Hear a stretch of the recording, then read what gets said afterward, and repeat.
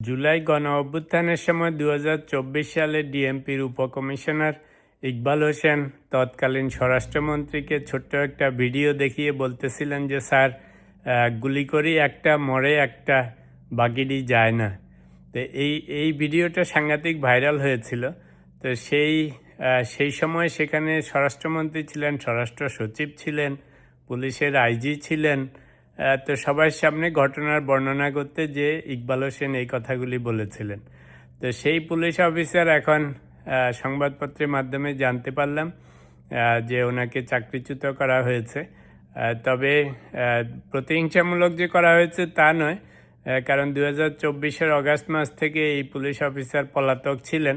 প্রথমে সাসপেন্ড করা হয়েছিল, নানা রকম নোটিশ জারি করা হয়েছে, তো ওনার আর পাত্তা মিলে নেই। তো শেষ পর্যন্ত পলাতক দেখানো হয়েছে, তো পুলিশি আইন অনুসারেই এখন চাকরিচ্যুত করা হয়েছে।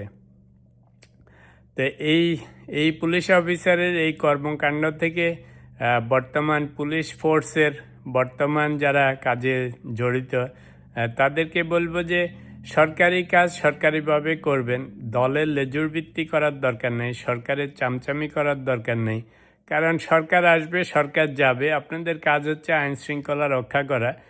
যদি উপরমহল থেকে যে ধরনের ইনস্ট্রাকশন আসে সেটা পালন করবেন, কিন্তু এরকম গুলি করি একটা মরে বাগিড়ি যায় না, মনে হচ্ছে জানি পশু পাখি মারার মতো কথাবার্তা। তো পুলিশ বাহিনী হইলেও আপনারা তো রক্ত মাংসেরই মানুষ, এরকম অমানসিকভাবে কথাবার্তা বলা এটা একদমই অনুচিত। সে স্বরাষ্ট্রমন্ত্রী হোক, আইজি হোক, যার সামনেই বলেন, এগুলি হচ্ছে অতি চাটুকারিতার ফসল। তো বর্তমান পুলিশ ফোর্সে যারা আছেন তাদেরকে এই কাহিনী স্মরণে রাখতে হবে যে দিন বদল হবে, সরকার বদল হবে, পদ পদবি বদল হবে।